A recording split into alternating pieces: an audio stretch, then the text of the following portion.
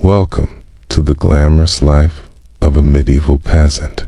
You wake up in a one-room hut made of mud, thatched straw, and hope.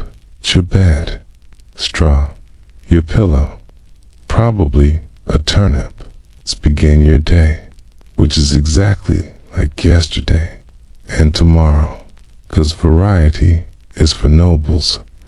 It's the year 1323. You are a peasant. That means you were born poor, you live poor, and unless something incredibly unusual happens, you'll die poor. But on the bright side, you'll probably die young. So there's that. You wake up just before the sun rises, not because you want to. You don't have a sunrise alarm, or a to-do list, or a yoga routine. You wake up because someone coughed too loud, the chickens got loose, or your back pain screamed louder than the rooster, as you slept in a one-room house made of wood, wattle, and daub. If you don't know what daub is, it's basically mud mixed with straw and sometimes dung. You didn't choose that decor. It's what's available when you can't afford stone, bricks, or taste. It's cold, not IL put on a hoodie. Cold more like I can see my breath indoors, and my toes are numb cold. There's no chimney. The fire pit is in the center of the room, and the smoke just kinda floats around until it finds its way out, or doesn't. You, your spouse, your kids, and possibly your animals all sleep in the same room. Privacy doesn't exist. Your baby cries at night. The goat farts. Someone has fleas. It might be you. You slept on a pile of straw stuffed in a cloth sack, generously referred to as a mattress. You wake up with straw in your hair, and possibly a beetle in your ear. At least you didn't sleep directly on the dirt. That's for peasants without straw. You splash your face with water from a wooden bucket. It sat there all night, gathering dust, flies, and whatever fell into it. Is it clean? No. Is it cold? Very. Does it matter? Not really. You won't brush your teeth, 'cause you don't have a toothbrush, or toothpaste, or the concept of dental hygiene. If you're lucky, you still have most of your teeth. If not, you'll be gumming your barley porridge like a true medieval elder. Even if you're only 28, breakfast is served. Spread, not the soft, fluffy kind. It's more like a flat, dense, brick-shaped object made from coarse rye flour. If it's 2 days old, it's still edible. If it's 5 days old, it can double as a weapon. Alongside your bread is a cup of weak ale. You drink ale every day, so do your children. Water isn't always safe, and nobody understands germs, but everyone understands that water gives you stomach cramps.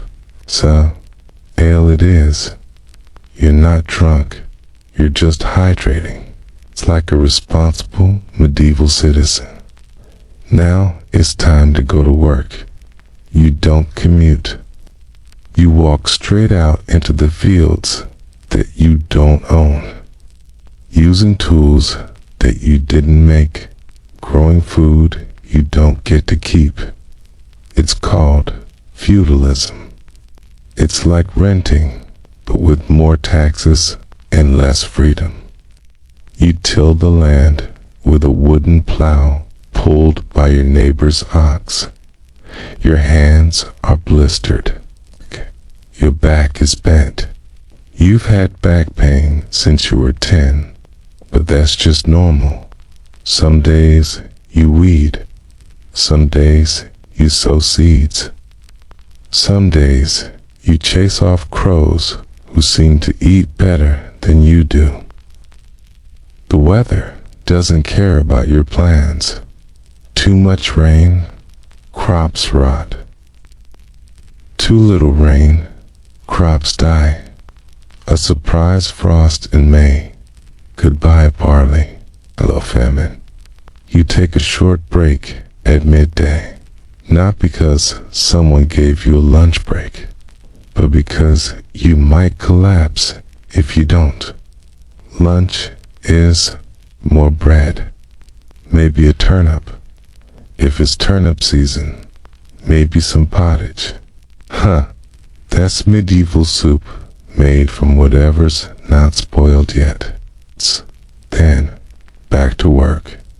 You keep going until sunset, which changes depending on the season. But regardless, sit always feels too long. After work, you walk home. Your shoes, if you have them, are falling apart. Your clothes are stiff with sweat, dirt, and regret. You don't have spares. Just wear the same tunic until it disintegrates, or you do. Dinner is a lot like breakfast and lunch, except colder and quieter. Everyone's tired. The kids are coughing. Your spouse says nothing. You sit near the fire, poking at it with a stick that also doubles as your stirring spoon.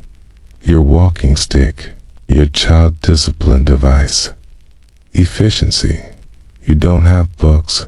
You don't have news. You don't have hobbies. You have stories passed down orally, most of which are just thinly veiled warnings to obey authority and not touch mushrooms. Eventually, you lie back down on your straw mattress. You pull the itchy wool blanket over yourself and try to sleep. The fire dies down. The cold creeps in. The wind howls through the cracks in your wall. You close your eyes and hope that no rats crawl across your chest tonight. Tomorrow, you'll do it all again. And the next day, and the day after that, till your body gives out, or the plague shows up, right? Or the Lord raises the taxes again. But don't worry. The priest says this suffering brings you closer to God. He lives in a stone house and eats meat every Sunday. So he probably knows what he's talking about. You like bread? Good, because that's most of your diet. If you're lucky, you might get some peas. If you're really lucky, those peas might not have weevils. Welcome to breakfast. It's bread. Again, you eat bread every day. It's not because you love it, but because it's what keeps you barely alive. It's made from rye or barley, because wheat is expensive. You don't have wheat. You have dreams of wheat. The bread is heavy, flat, coarse, and occasionally gritty. Why? 'Cause your local mill grinds grain between stone wheels, okay? And sometimes the stone ends up in the flour. Okay. So yes, you're literally chewing gravel. Every bite of bread slowly files down your teeth like medieval dental work. Which is fine, because soon you won't have teeth anyway. The bread isn't seasoned. There's no butter. There's no jam. There's just bread. If you're lucky, you dip it in some thin ale, because water might kill you. And ale is the closest thing you have to flavor. 10 survival. Let's say you want something other than bread. Congratulations. It's pottage, a watery porridge made from grains and whatever else you can find. Vegetables, sometimes. Weeds, usually. Meat, 8. Don't be ridiculous. You throw it all into a pot and let it boil. For hours, comes out as a gray sludge that somehow manages to taste like nothing and sadness. Common ingredients include onions, leeks, cabbage, and turnips. If you're feeling bold, maybe a bean. If you're feeling poor, probably a rock. There's no salt, no spice, no flavor, and definitely no fun.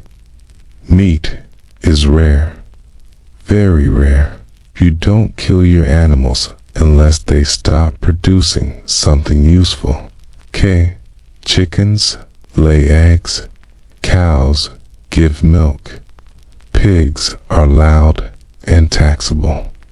If you do get meat, it's usually boiled to death or salted to survive the winter. You eat it for festivals or funerals or both. And no, you can't just go hunt in the woods. That's illegal. Hunting is a nobleman's sport. You kill a deer, you could be executed. The deer kills you, that's your problem. Let's talk about famine, 'cause sometimes medieval life wasn't just hard, it was impossible.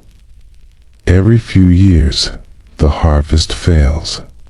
Too much rain, too little rain, frost in spring, or rats, or locusts, or just God being in a mood. Suddenly, there's no food, none for your Lord, none for the church, and certainly none for you. You eat what's left, then you eat what's not food. Tree bark, roots, boiled grass, your leather shoes, if you have any. The kids cry at night. There's no dinner. You say you're fasting. It's a lie, but it sounds holier than starving. Sometimes there's meat, not fresh, not planned, just found. A dead cow in a ditch. Sure, that's lunch. Hope it died of something natural. And then there's ergot, a mold that grows on rye in damp years. It poisons your bread, makes you hallucinate, makes you shake, sometimes makes you dead. The famine of 1315 lasted nearly 3 years. Crops failed, grain rotted, prices tripled, people ate pets, then rats, then stories stopped mentioning what the church told you to pray, so you did. A lot. You prayed while hungry. You prayed while burying your neighbor. You prayed as the priest reminded you this was a test. He still had cheese. When it finally ends, you're not the same. You're thinner, quieter. You look at bread the way survivors look at helicopters. The fear doesn't go away. Even in good years, you plant with doubt. You eat with guilt. You save crumbs. 'Cause you know, famine is patient. And it always comes back. Ah yes, your local noble. The man, the myth, the tax collector. He owns the land, your harvest, and technically, your soul. Welcome to feudalism. It's not a system. It's a trap. You don't own your land. You hold it. Technically, you're allowed to live on it as long as you do everything the Lord says. Which is very generous of him, considering he didn't make the land either. Just inherited it. You're not a slave. You're a serf. Which is like being a free person, but with none of the benefits. You can't leave. Can't sell your land. You can't change jobs. Can't even marry outside the village without permission. In exchange, you get protection. From who? From other lords. Or from the Lord's own soldiers. If you forget to pay taxes, you owe your Lord rent. Not in money. You don't have any. You pay in grain, in eggs, in chickens, in firewood, in dignity. And it doesn't stop there. You also owe labor. Several days a week, you work his land. Not yours. His. You plow his fields, fix his fences, and haul his firewood. For free, while your own crops go untended. It's a great deal. For him, during harvest, the demands double. You're expected to show up at dawn and stay until sunset. No complaints. No pay. No breaks. Except when he decides to shout at you from a horse. And you're not allowed to say no. Because refusing your Lord is treason. And treason means punishment. Usually public and always unpleasant. It's called the social order. Everyone has a place. You're at the bottom, just above the mud, slightly below the chickens. Your Lord lives in a manor, a big house made of stone, with servants, a fireplace, and possibly glass windows. You visit only when summoned, and that's never good. He holds court in the hall. That means if you have a dispute, say, your neighbor stole your goat shoe, come to him. He listens, then finds both of you, then eats your goat. He's also the local military commander. If the king declares war, your Lord calls on you. You're handed a wooden spear, no training, and a vague direction to march in. Congratulations, you're now infantry. You'll probably die before learning why. He can also demand feudal aids. That's a polite term for extra taxes. Is his son getting knighted? You pay. Is his daughter getting married? You pay. Is he building a new granary? You guessed it, you pay. And don't forget about banalities. These are fees you pay to use the Lord's stuff. Want to grind your grain? Use his milling, pay a fee. Want to bake bread? Use his oven and pay a fee. Want to press grapes? Use his press hand. Yes, pay a fee. You could build your own oven, but that's illegal, because the Lord owns fire. Apparently, he also controls the forests. So if you hunt a rabbit, you're poaching. If you cut down a tree, that's theft, even if it's for firewood. Even if your family is freezing. So yes, you can starve, freeze, or pay.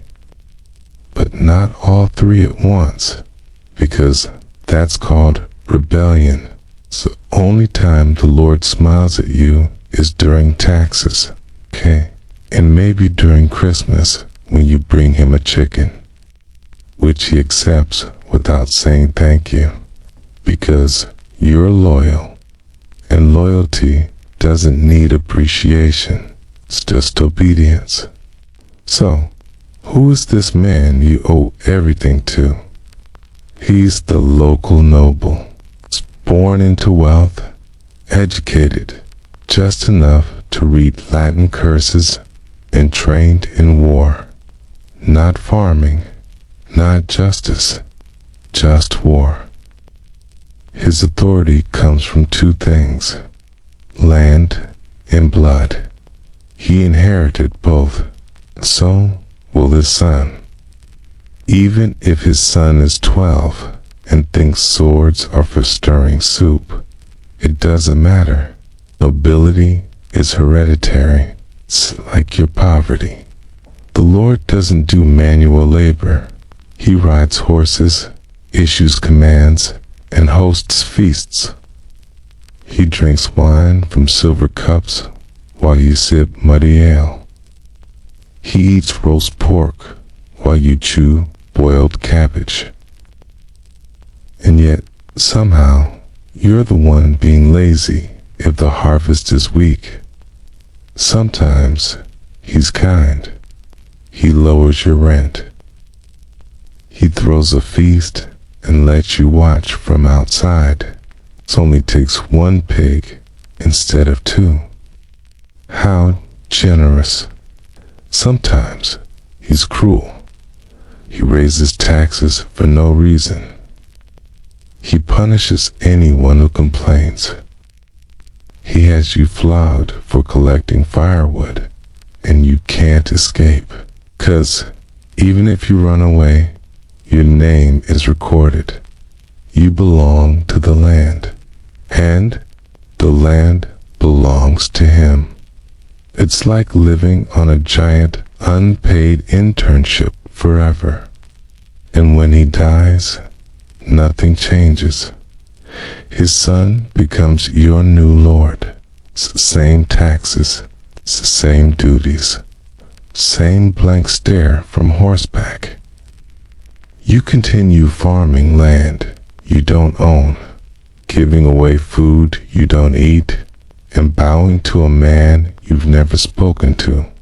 But don't worry, the church says it's all part of God's plan. So clearly, the system works. Soap, that's for the nobility. Spats, once a year, whether you need it or not. Germ theory. Please, that's 600 years in the future. Let's talk about the one thing more powerful than your Lord, the church. It doesn't own armies, but it owns land. And people listen to it more than they listen to the king, because kings can kill you. The church can threaten you with eternal torture, and somehow that's worse. You go to church every Sunday. It's not because you feel spiritual, but because not going raises questions, and questions raise suspicions. Suspicion leads to punishments, public ones, with ropes and shame. The church runs your life from birth to death. You're baptized as a baby. You confess your sins. You get married under its watchful eye. And when you die, the priest decides how many candles it'll take to keep your soul from frying. And it's not just spiritual. The church owns land, a lot of it. Monasteries, abbeys, cathedrals each, one with fields and flocks and peasants. Yes, even the monks have peasants. They're humble servants of God with rental property.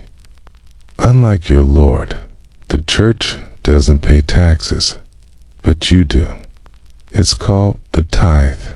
It's 10% of everything you produce every year goes to God's representatives on earth.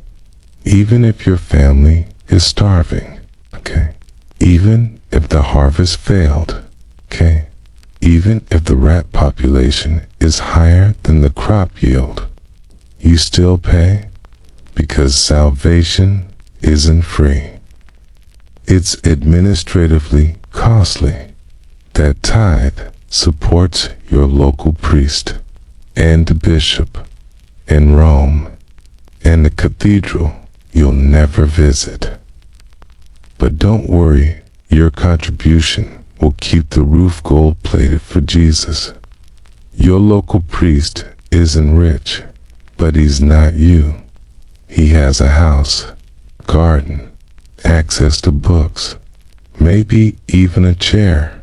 He speaks Latin. You don't. So he tells you what the Bible says. You believe him? Because what else are you going to do, read? He gives weekly sermons about obedience to God, to the church, to your Lord, to taxes, and how your suffering is noble. And probably your fault. If you sin, you confess to him, and think he tells you what your punishment is.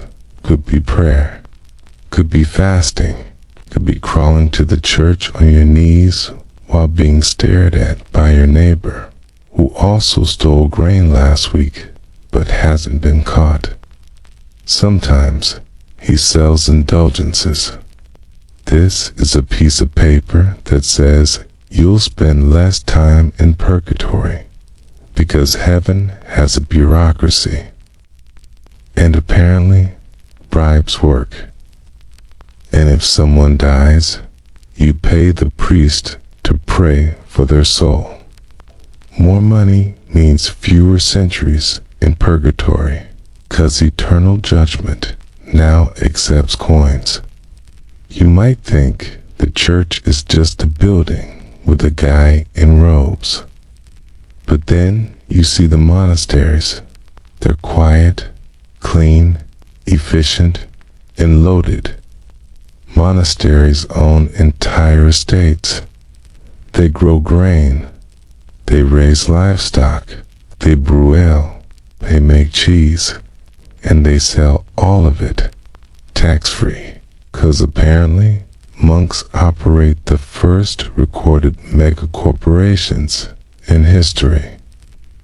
They also copy books, which is important because they're the only people who can write.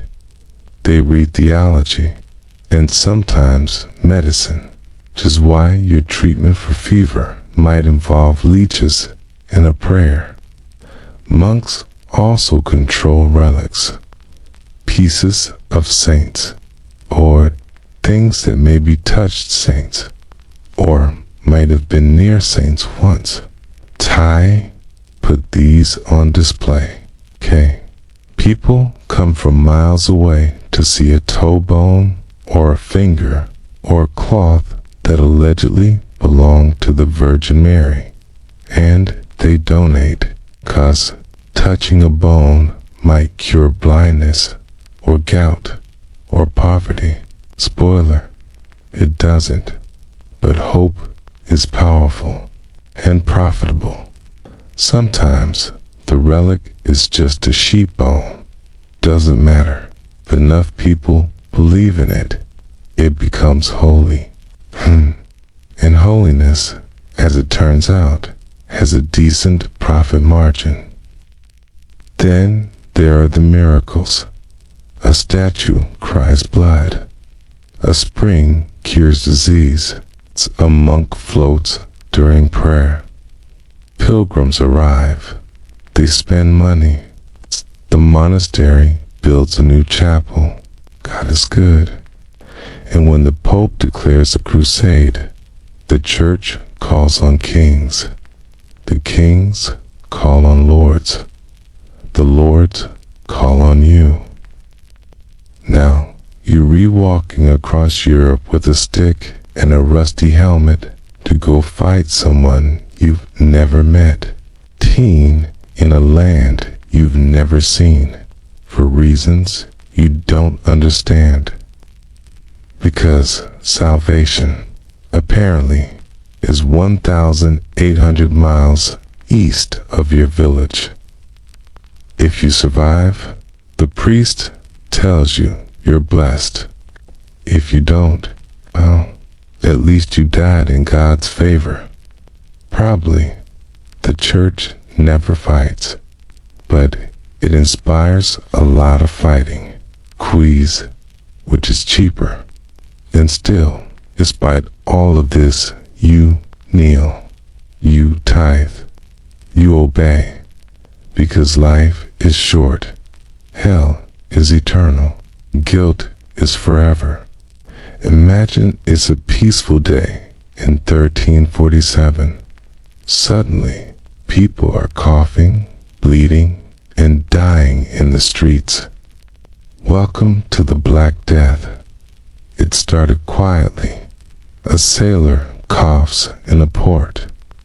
A rat dies on a ship. No one notices. Then, people start dropping. First in towns, then villages, then everywhere. You don't know what it is. The priest says it's God's punishment. The doctor says it's bad air. The gravedigger just says, again. The year is 1347. The Black Death has arrived in Europe. It spreads faster than rumors, and it kills faster than war. One day, your neighbor is fine, peeing. The next, he's vomiting blood. By morning, he's dead. By afternoon, so is his wife. By nightfall, the house is silent. You start seeing things. Swollen lumps under the arms. Dark patches on skin. Fevers that burn the soul out of a person in hours. The streets fill with bodies. Then the fields. Then the churches. Eventually, no one has time to bury anyone anymore. You don't understand infection. You don't understand bacteria. Just understand that touching the wrong person might mean death. So you stop touching. You stop talking. You stop trusting. Doctors wear bird masks filled with herbs and vinegar. They think the smell will stop the disease. It doesn't, but it makes them look terrifying, which feels appropriate. The church organizes prayers. They ask for forgiveness. They ask for rain to stop. They ask for sin to end. Nothing changes, so people start blaming others. Witches, foreigners, Jews, anyone who isn't dying fast enough. In cities, mobs form. They burn homes.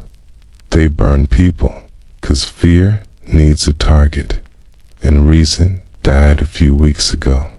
Cold villages disappear. Not figuratively, literally. Everyone dies, or flees, or forgets they ever existed. The economy collapses, which would matter if anyone was still counting. You no longer worry about your crops. You no longer worry about your Lord. Even your priest stops collecting tithes, 'cause he's dead. Some towns close their gates. No one in, no one out. It works until it doesn't. The plague doesn't knock. It slips in on a cart, or a cat, or the breeze. Even the rich can't escape. They hide in manors. They flee to the countryside.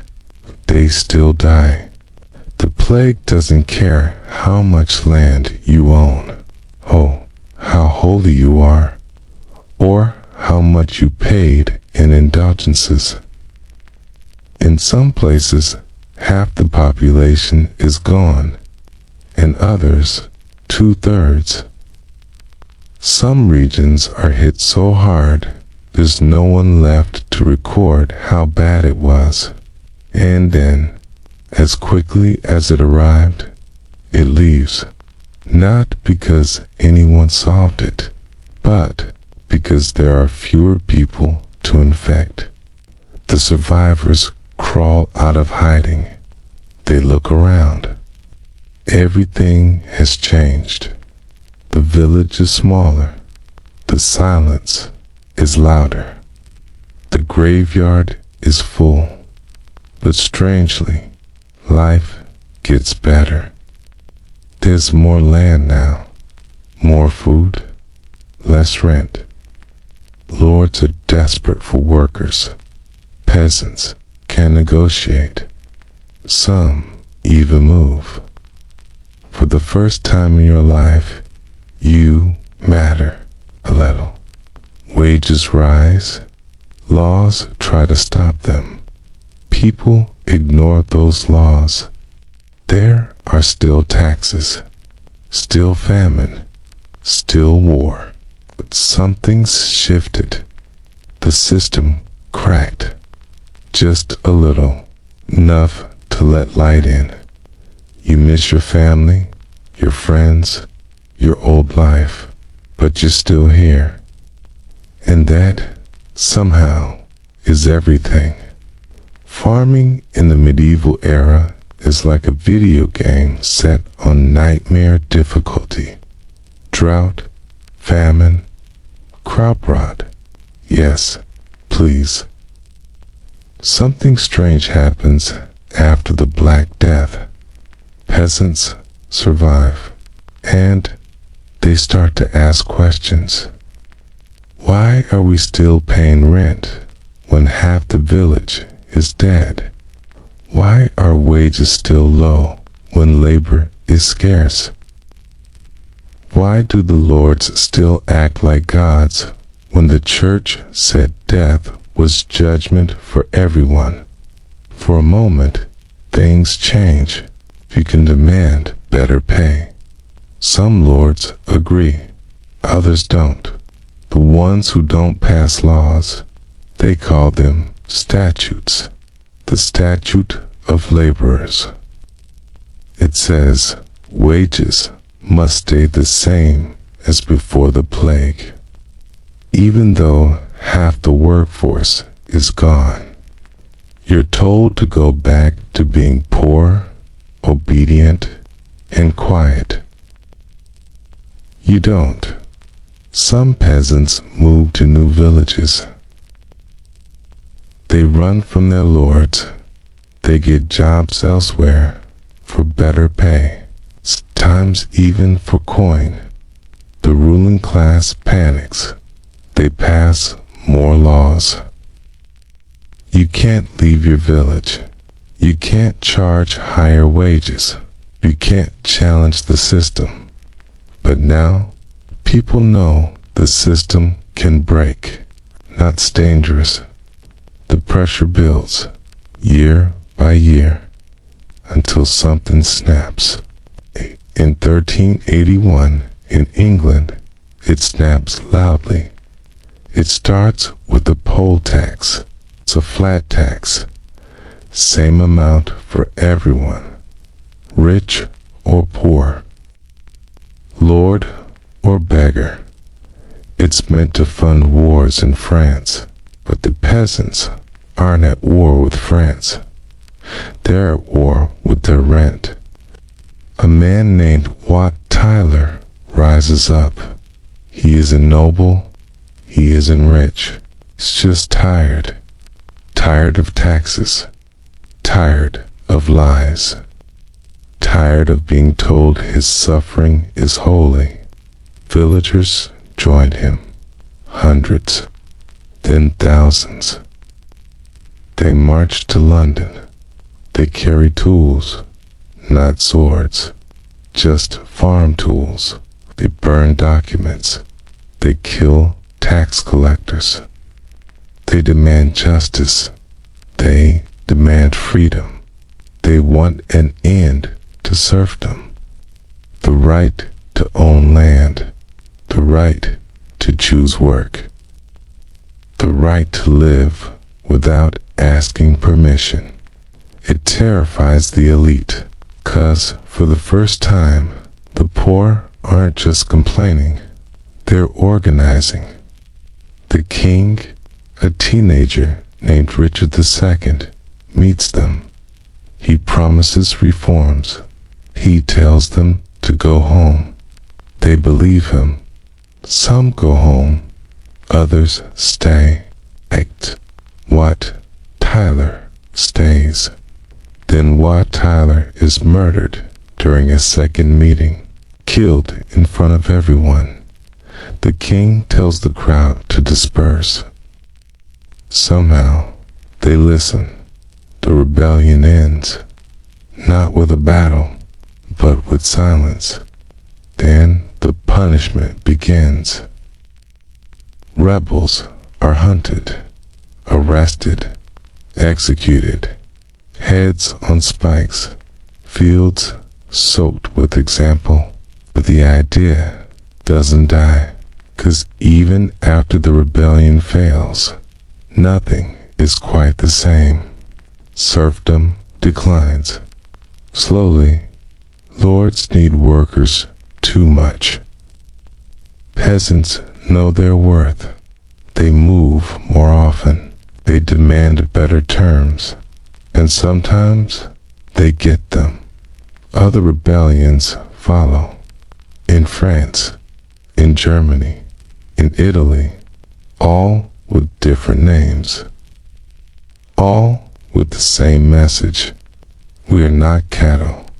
We are not dirt. We work, we bleed, we live. And we are tired of being used. The church says rebellion is sin. The lords say it's treason. Cool, but the harvest still needs hands. Kings can choose not to work. Power begins to shift. Not enough to change the world, but enough to shake it. And for peasants, that's a start. Home is a one-room hut made of sticks, mud, and hope. The roof leaks. The floor is dirt.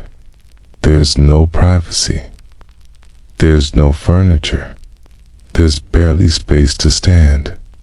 But this is home. You live here with your spouse, your children, maybe your parents, and a few chickens. If you're lucky, the chickens stay outside. The fire is always burning, not because it's cozy, but because you need it to cook.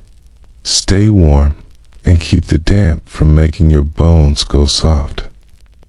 There's no chimney, just a hole in the roof and smoke in your lungs, okay? Your bed is a sack of straw. You share it with your spouse, okay? And sometimes with your children, not because it's cute, because there's no space. Blankets are rare. So is silence. You wake up before the sun every day. Tend to animals, if you have any. You milk the cow, feed the pigs, curse the rooster. Then you go to the fields. You farm all day. No machines, it's just hands, backs, and wooden tools. You dig, you sow, you weed, harvest. You pray it doesn't rain too much, or not enough, or at all during harvest week. You grow wheat if you're lucky, barley if you're normal, rye if you're poor. Turnips if God hates you. Food is simple. Bread, gruel, maybe eggs. On a good day, cheese. On a rare day, meat. You don't eat for taste. You eat to not collapse. You don't know the word calories, but your body knows when they're missing. Children are born often. There's no contraception. The church forbids it, and the Lord wants more workers. So, children arrive, and often they leave. Infant mortality is normal. A third of your children won't survive to age 5. No one cries anymore. There's no time. If a child makes it to 6, they work, herding animals, collecting firewood, scaring birds from the fields. Childhood isn't a phase. It's a workforce stage. Girls help their mothers. Boys follow their fathers. If you're lucky, your child might learn a trade. If you're very lucky, a monastery takes them, which means one less mouth to feed and a slightly better future. Maybe. Marriage happens young, 14, 15, maybe 16, especially for girls. Marriage is about alliances, not love. You marry who your family tells you to, or who the Lord allows, or whoever hasn't died yet. Women do everything. They cook, they sew, they brew, they gather herbs, they give birth, lots, often without help. Midwives exist, but so does superstition. If something goes wrong, it's probably witchcraft, or punishment, or fate. The community helps raise children, cries closely. Gossip is power. Shame is currency. Your business is everyone's business. Privacy is not a medieval concept. You don't write letters. You don't read books. You tell stories. Oral memory is the library. Songs pass history. Riddles pass time. Proverbs pass judgment. Life is short and usually hard, but it's not always miserable. There are festivals, May Day, harvest feasts, saints' days. You drink, you dance, you pretend the Lord isn't watching. Sometimes He is, and sometimes He joins. You have jokes, even in Latin. They're not very funny, but they're yours. You have music, pipes, drums, voices. Your children sing. Your neighbor plays badly. You don't mind. You have hope. Somehow you survive winter. You plant again. You hold your newborn. You watch your oldest plow. You laugh when the goat escapes. Again, it's not much, but it's everything. Time moves in circles, not minutes, not hours, but seasons. You don't own a clock. You don't need one. The sun, the soil, and the Lord's demands are enough. The year begins in winter. Nothing grows. Everything is cold, wet, and gray. The fire burns day and night. You eat what you stored months ago. You didn't store enough. You go hungry. Everyone gets sick. Coughs spread. So do rumors. You'd pass time repairing tools, patching clothes, and hoping the roof holds. Some days you do nothing, 'cause there's nothing to do except survive. Then comes spring. The ground thaws. The work begins. You till the soil. You sow the seeds. Your hands are already blistered, and the real labor hasn't even started. You pray for just enough rain. Not too much, not too little. The Lord's fields come first. Yours can wait. You dig, sweat, curse, and bend until your back forgets what standing straight feels like. You work from dawn to dusk, sometimes longer. Spring brings lambs, calves, chicks, also insects, also mud, also the faint hope that maybe this year won't be terrible. Summer is relentless. The sun scorches. The weeds grow faster than the crops. You weed, you water, you watch. Thunderstorms roll in with no warning. A week of drought can undo 3 months of labor. You can't stop it. You can't fix it. Q. The days are long. Q.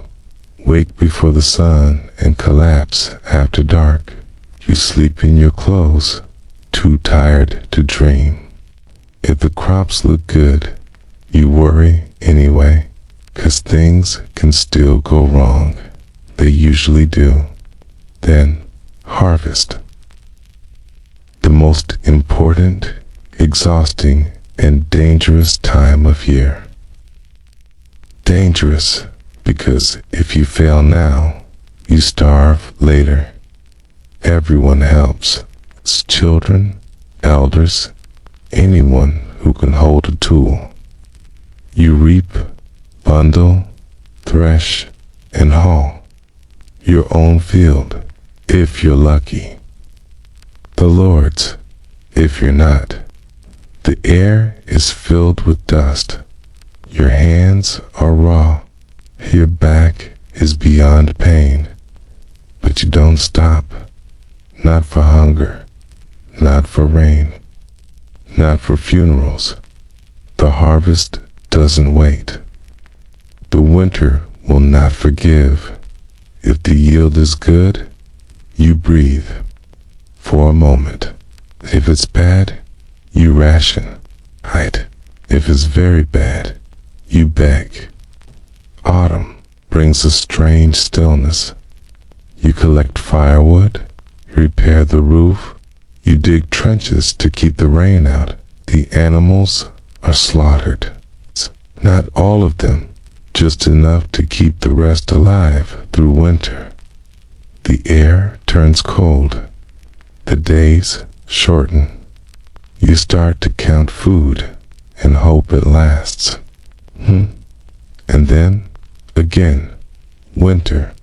The cycle begins anew. Not with celebration, but with endurance. The church tells you it's the natural order. The Lord tells you it's tradition. Your knees tell you it's getting worse every year. You don't count your age in birthdays.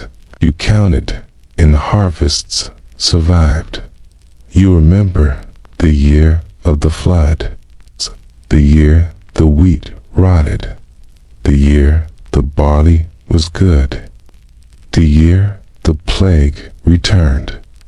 You tell time by the wheel, and it never stops turning. Life in the Middle Ages is hard, cold, wet, exhausting, but even peasants laugh. Not often, not extravagantly, but enough to keep going.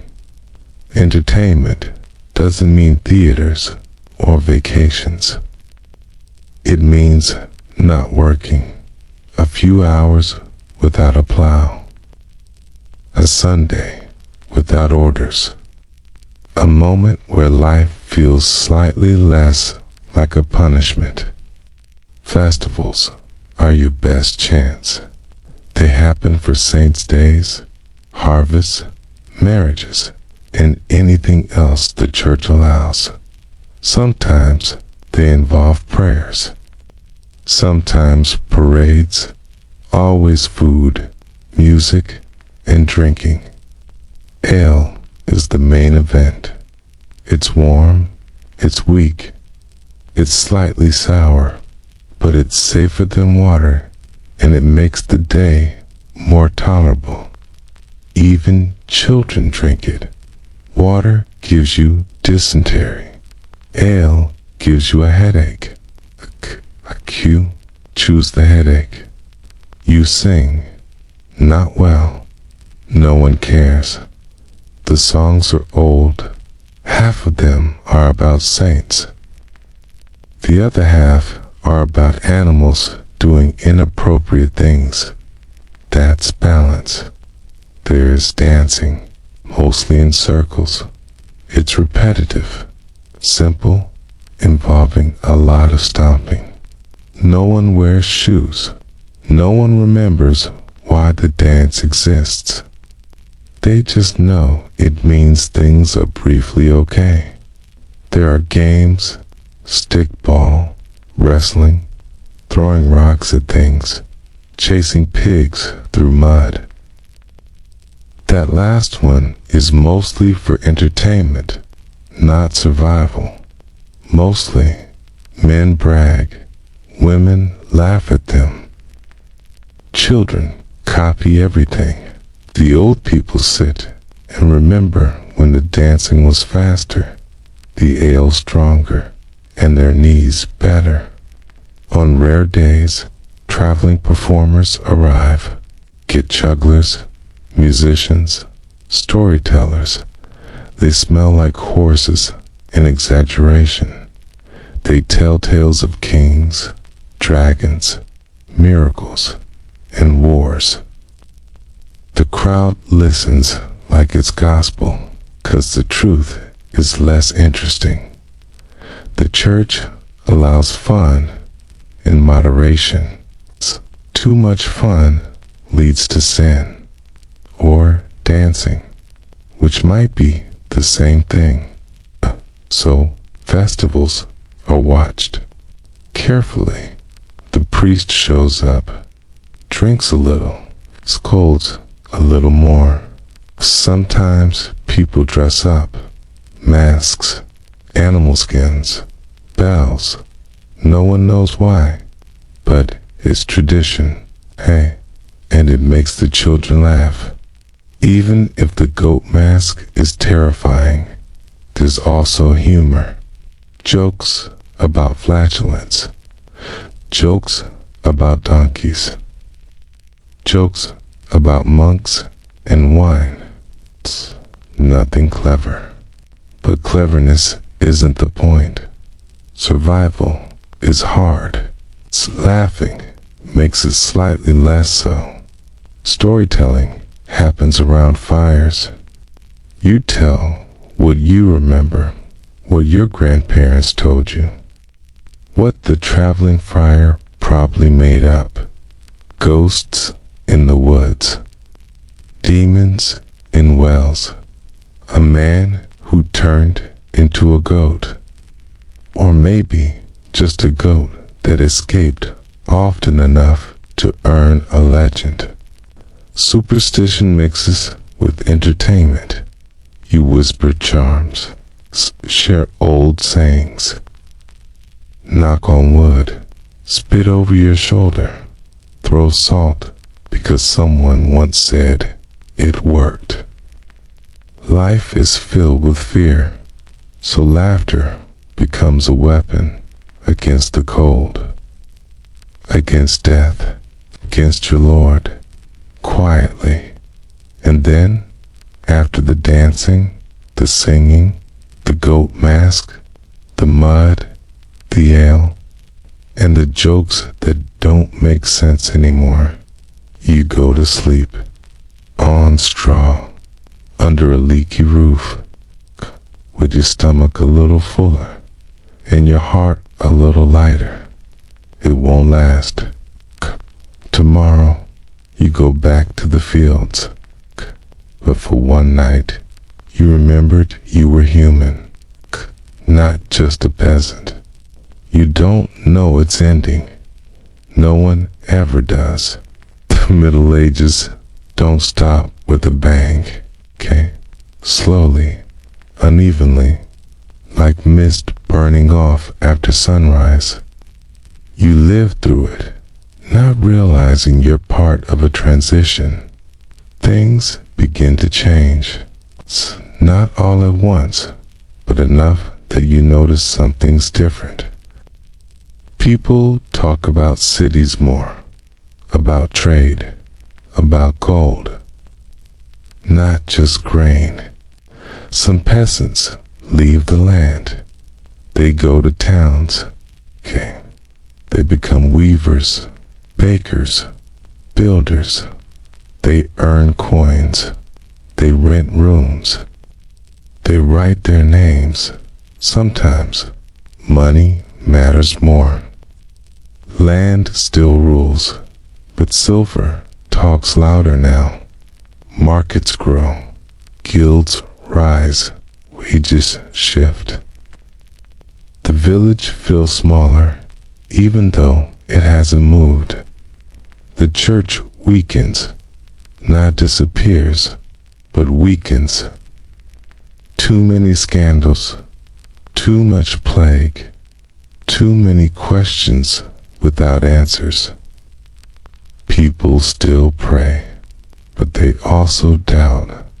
Quietly, the Lord struggle.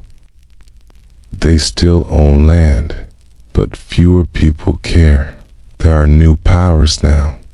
Merchants, princes, men with ships, towns with walls. The world is expanding. The village isn't. The printing press arrives, not in your hands, but in the hands of someone who can read. Books multiply. Ideas spread, slowly, like fire catching in damp wood. But they spread.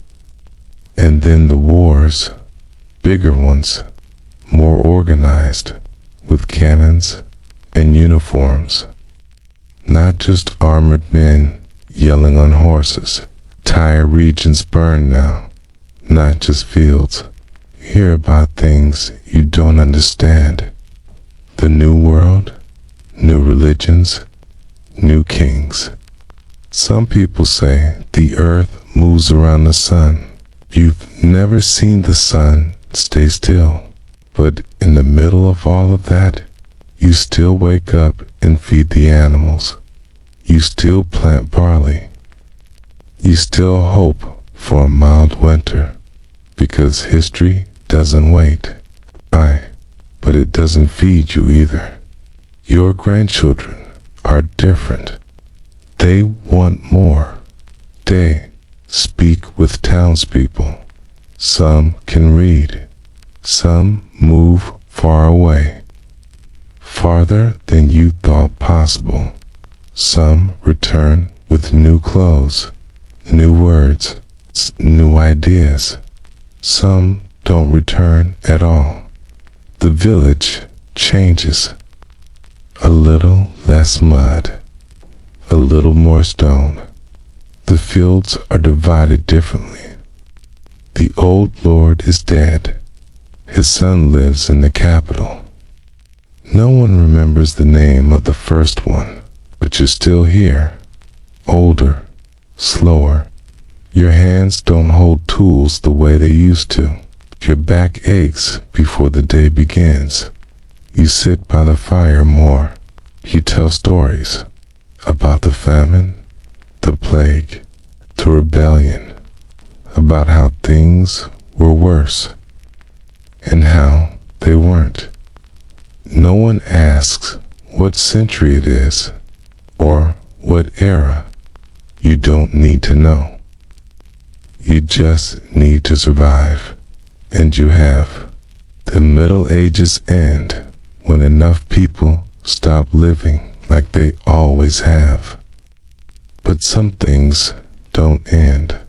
People still fear hunger, still cling to hope, still sing terrible songs after drinking warm ale. That part stays. You don't get a statue or a name in a book. You get a grave and a generation that remembers you for a while.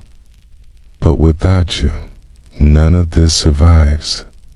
Not the cities, not the books, not the world they're building, because someone had to dig, had to plant, had to endure, and that someone was you.